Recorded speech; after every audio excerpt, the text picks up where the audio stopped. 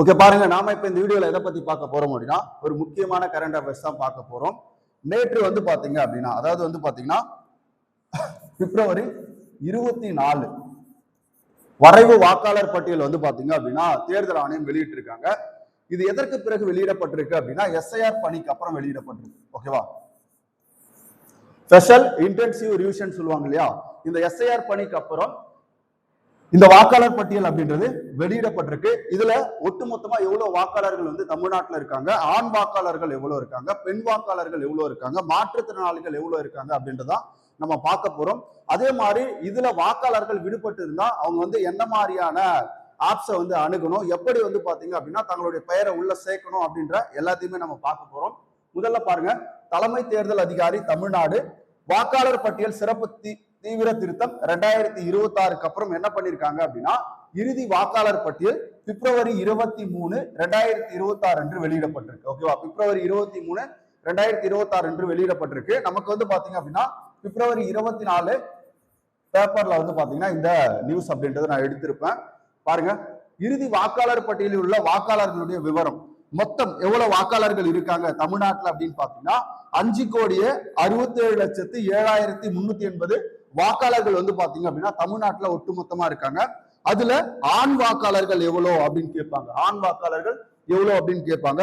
கிட்டத்தட்ட 2,77,38,925 ஆண் வாக்காளர்களும் பெண் வாக்காளர்களை பொறுத்த வரைக்கும் 2,89,60,838 பெண் வாக்காளர்களும் இருக்காங்க. அப்ப பாருங்க, ஆண் வாக்காளர்களை விட பெண் வாக்காளர்கள் வந்து பாத்தீங்கன்னா அதிகமா இருக்காங்க. அதே மாதிரி மூன்றாம் பாலினத்தவர்கள் எத்தனை பேர் இருக்காங்க அப்படின்னு கேட்பாங்க.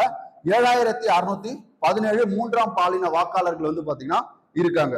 வெளிநாடு வாழ் வாக்காளர்கள் எத்தனை பேர் அப்படின்னு பாத்தீங்கன்னா 2,352 வெளிநாடு வாழ் வாக்காளர்கள் இருக்காங்க. அதே மாதிரி பணித்தொகுதி வாக்காளர்களை பொறுத்த வரைக்கும் 67,056 பேர் வந்து பாத்தீங்கன்னா பணித்தொகுதி வாக்காளர்கள். 18 to 19 வயது உட்பட இளம் வாக்காளர்கள், 18 இருந்து 19 வயது உடைய இளம் வாக்காளர்கள் எவ்வளவு பேர் இருக்காங்க அப்படின்னா 12,51,742 வாக்காளர்கள் வந்து இருக்காங்க. 85 வயதுக்கு மேற்பட்ட வாக்காளர்கள், ஓகேவா, முதியோர் வாக்காளர்கள் எத்தனை பேர் அப்படின்னு பாத்தீங்கன்னா கிட்டத்தட்ட 3,99,668 பேர் இருக்காங்க. ஓகேவா, 3,99,668 பேர் வந்து பாத்தீங்கன்னா 85+ வயதுடைய வாக்காளர்கள். மாற்றுத்திறனாளி வாக்காளர்களை பொறுத்த வரைக்கும் கிட்டத்தட்ட 4,63,398 மாற்றுத்திறனாளி வாக்காளர்கள் வந்து இருக்காங்க. ஓகேவா, அப்போ ஒட்டுமொத்த வாக்காளர்கள் எவ்வளவுன்னு கேட்டாங்கன்னா 5.67 கோடி. அதுல ஆண் வாக்காளர்கள் 2.77 கோடியும் பெண் வாக்காளர்கள் 2.89 கோடியும் இருக்காங்க. மூன்றாம் பாலின வாக்காளர்களை பொறுத்த வரைக்கும் 7,617 வாக்காளர்கள் இருக்காங்க.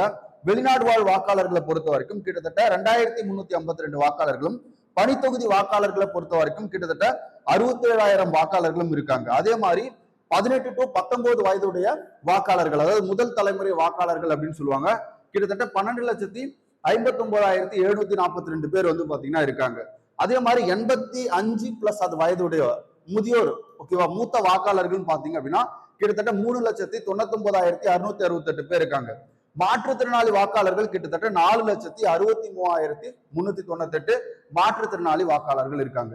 சரி, வாக்காளர் பட்டியல என்னுடைய பெயரை வந்து பாத்தீங்க அப்படின்னா நான் சேர்க்கணும், இப்ப என்னுடைய பெயர் விடுபட்டு போச்சு அப்படின்னா அது நீங்க எந்த ஃபார்மேட் வந்து நீங்க எந்த மாதிரியான நடைமுறையை பின்பற்றணும் அப்படின்றத இங்க கொடுத்திருக்காங்க. பாருங்க, வாக்காளர் பட்டியல் உங்கள் பதிவுகளில் திருத்தங்களை மேற்கொள்ள, ஓகேவா, நீங்க திருத்தம் மேற்கொள்ளணும் அப்படின்னா அதுக்கு படிவம் 8 நீங்க வந்து சமர்ப்பிக்கணும். ஓகேவா, விண்ணப்பம் 8 தான் வந்து பாத்தீங்கன்னா உங்களை அந்த வாக்காளர் பட்டியல்ல பெயர் வந்து திருத்தம் மேற்கொள்ளணும். இப்ப என்னுடைய பெயர் வந்து தவறா இருக்கு, அப்படி இல்லைன்னா என்னுடைய அந்த வாக்குச்சாவடி எண் வந்து தவறா இருக்கு, அப்படின்னா என்னுடைய தெரு பெயர் தவறா இருக்கு, இது மாதிரி என்னுடைய அட்ரஸ் எல்லாம் தவறா இருக்கு அப்படின்னா நீங்க வாக்காளர் பட்டியல் உள்ள படிவம் 8 வந்து பாத்தீங்க அப்படின்னா நிரப்பணும். ஓகேவா, இந்த படிவம் 8 பொறுத்த வரைக்கும் உங்களுக்கு திருத்தம் மேற்கொள்றதுக்கு. அதே மாதிரி வந்து பாத்தீங்க அப்படின்னா வாக்காளர் பட்டியல்ல உங்க பெயர் இல்லா தகுதியான நபர்கள், ஓகேவா, நீங்க வந்து பாத்தீங்கன்னா தகுதியான நபர் ஆனா உங்களுடைய பெயர் இல்லை அப்படின்னா உறுதிமொழி படிவத்தை இணைத்து படிவம் 6 மூலம் நீங்க விண்ணப்பிக்கலாம். ஓகேவா, வெளியிடப்பட்ட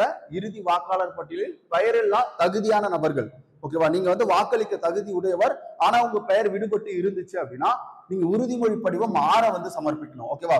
அப்ப 8 அப்படின்றது வந்து பாத்தீங்க அப்படின்னா திருத்தம் மேற்கொள்றதுக்கும், 6 அப்படின்றது வந்து பாத்தீங்கன்னா உங்களுடைய பெயர் மொத்தமாவே இல்லை அப்படின்னா நீங்க புதுசா சேர்க்கிறதுக்கும் அந்த படிவத்தை ஃபில் பண்ணும். இப்ப இந்த படிவம் எங்க கிடைக்கும் அப்படின்னா இசிஐ நெட், ஓகேவா. எலெக்ஷன் கமிஷன் ஆஃப் இந்தியா இருக்கு இல்லையா, அதனுடைய இசிஐ நெட் அப்படின்ற செயலி அல்லது ஓட்டர்ஸ் இசிஐ கவர்மெண்ட் டாட் அப்படின்ற வெப்சைட்லயும் நீங்க என்ன பண்ணிக்கலாம், இந்த படிவத்தை வந்து பதிவிறக்கம் செஞ்சுக்கலாம். அடுத்து பாருங்க, குறிப்பா மக்கள் பிரதிநிதித்துவ சட்டம் 1950 பிரிவு 24A கீழ் வாக்காளர் பதிவு அலுவலரின் முடிவுக்கு எதிராக மாவட்ட தேர்தல் அதிகாரியிடம் மேல்முறையீடு செய்யலாம். ஓகேவா. இப்போ உங்களுக்கு வந்து பாத்தீங்க அப்படின்னா இஆர்ஓ இருக்காங்க இல்லையா, எலக்டோரல் ரிஜிஸ்ட்ரேஷன் ஆபீசர் அப்படின்னு சொல்லுவாங்க. Electoral registration officer. இப்போ இந்த இஆர்ஓ வந்து பாத்தீங்க அப்படின்னா வாக்காளர் பதிவு அலுவலர். அப்ப அதுல நம்ம பதிவு இல்லை அப்படின்னா நம்ம என்ன பண்ணலாம், மேல்முறையீடு யாருக்கிட்ட செய்யலாம் அப்படின்னா டிஓ, ஓகேவா. டிஸ்ட்ரிக்ட் எலெக்ஷன் ஆபீசர் இருக்கா இல்லையா, அவர்கிட்ட மேல்முறையீடு செய்யலாம். இந்த டிஓ யாரா இருப்பாங்கன்னா கலெக்டரா இருப்பாங்க.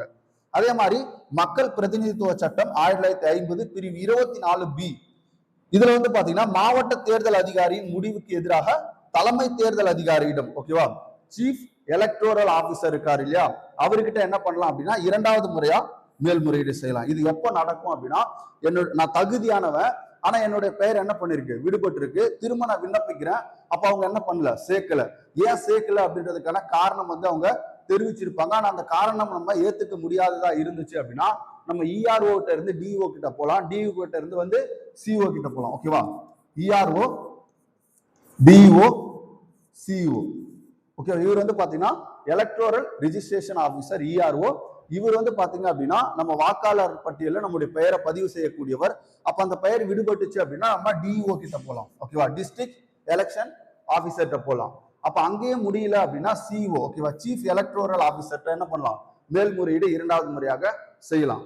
ஓகே. பாருங்க, இந்த ஃபார்ம் 6 இருக்கு இல்லையா, 6 மற்றும் 8 இந்த படிவங்களை பதிவிறக்கம் செய்யறதுக்கு நீங்க என்ன பண்ணலாம் அப்படின்னா இந்த voters.eci.government.in அப்படின்ற வெப்சைட்ல போய் பதிவிறக்கம் செஞ்சுக்கலாம். அதே மாதிரி வாக்குச்சாவடி நிலை அலுவலருடன் அழைப்பை முன்பதிவு செய்ய உங்களுக்கு வந்து பாத்தீங்கன்னா இசிஐ நெட் செயலி இருக்கு. ஓகேவா. இந்த செயலியில உங்களுடைய வாக்குச்சாவடி நிலை அலுவலர் அவருடைய டீட்டெயில்ஸ் வந்து இருக்கும். நம்ம போன் நம்பர் எடுத்து என்ன பண்ணிக்கலாம், பதிவு செஞ்சுக்கலாம். அதே மாதிரி கட்டணம் இல்லா வாக்காளர் உதவி எண் என்னன்னு கேட்பாங்க, 1950, ஓகேவா, 1950, ஓகேவா. கட்டணம் இல்லா வாக்காளர் உதவி எண் என்னன்னு கேட்பாங்க, 1950. அப்ப பாருங்க, இது நமக்கு வந்து பாத்தீங்க அப்படின்னா டிஎன்பிஎஸ்சி எக்ஸாம்ல கரண்ட் அஃபேர்ஸ்ல கேட்கலாம். ஓகேவா. ஸ்பெஷல் இன்டென்சிவ் ரிவிஷன் அப்படின்னு சொல்லுவாங்க, எஸ்ஐஆர். இந்த எஸ்ஐஆர் திருத்தத்துக்கு அப்புறம் வந்து பாத்தீங்கன்னா வாக்காளர் வரைவு இறுதி பட்டியல் வந்து வெளியிடப்பட்டிருக்கு. எப்போ வெளியிட்டாங்க அப்படின்னா பிப்ரவரி 23, 2026. ஒட்டுமொத்தமா எவ்வளவு வாக்காளர்கள் தமிழ்நாட்டில் இருக்காங்க அப்படின்னு பாத்தீங்கன்னா 5,06,07,00,000 வாக்காளர்கள் இருக்காங்க. இதுல ஆண் வாக்காளர்கள் 2,07,07,00,000 வாக்காளர்களும், பெண் வாக்காளர்களை பொறுத்த வரைக்கும் 2,89 லட்சம் வாக்காளர்களும், 3ஆம் பாலினத்தவர்களை பொறுத்த வரைக்கும் 7,617 வாக்காளர்களும், வெளிநாடு வாழ் வாக்காளர்களை பொறுத்த வரைக்கும் 2,352, பணித்தொகுதி வாக்காளர்கள் 67,056, முதல் தலைமுறை வாக்காளர்கள் வந்து பாத்தீங்கன்னா கிட்டத்தட்ட 12,51,742 பேரும், 85+ வயதுடைய வாக்காளர்கள் கிட்டத்தட்ட 3,99,668 பேரும், மாற்றுத்திறனாளிகள் 4,63,398 பேரும் இருக்காங்க. இந்த படிவம் 6 எதுக்கானது, 8 எதுக்கானதுன்னு கேட்பாங்க. படிவம் 6 வந்து பாத்தீங்க அப்படின்னா உங்களுக்கு நீங்க வாக்களிக்க தகுதியான நபரா இருந்து உங்களுடைய பெயர் விடுபட்டு இருந்துச்சுன்னா நீங்க படிவம் 6 ஃபில் பண்ணோம். அப்படி இல்ல உங்களுக்கு வந்து வாக்காளர் பட்டியல பெயர் இருக்கு ஆனா தவறா இருக்கு அப்படின்னா படிவம் 8 நீங்க பயன்படுத்தி திருத்திக்கலாம். ஓகேவா. இதுக்கு 2 இணைய தளம் வந்து நமக்கு கொடுக்கப்பட்டிருக்கு. ஒன்னு இசிஐ நெட், இது வந்து பாத்தீங்கன்னா பிளே ஸ்டோர்ல இருக்கு. ஓட்டர்ஸ் இசிஐ கவர்மெண்ட் டாட் அப்படின்றது நீங்க குரோம்ல என்ன பண்ணிக்கலாம், சர்ச் பண்ணீங்கன்னா இந்த வெப்சைட்ல நம்ம எடுத்துக்கலாம். அதே மாதிரி மக்கள் பிரதிநிதித்துவ சட்டம் 1950 பிரிவு 24A, இதுல என்ன நடக்கும் அப்படின்னா உங்களுக்கு இஆர்ஓ இருக்காரு இல்லையா, எலக்டோரல் ரிஜிஸ்ட்ரேஷன் ஆபீசர். அப்போ வாக்காளர் பதிவு அலுவலர் முடிவுக்கு எதிராக நம்ம என்ன பண்ணலாம், டிஓ கிட்ட முறையிடலாம். இப்ப டிஓவும் அதை கண்டுக்கல அப்படின்னா 2வது முறையா நம்ம சிஓ கிட்ட முறையிடலாம். ஓகேவா. சீஃப் எலக்டோரல் ஆபீசர் இருக்காரு இல்லையா, அவர்கிட்ட முறையிடலாம். அதுக்கு வந்து மக்கள் பிரதிநிதித்துவ சட்டம் 1950 24B. ஓகேவா. ஓகே, இது ரொம்ப முக்கியமானது, பார்த்துக்கோங்க.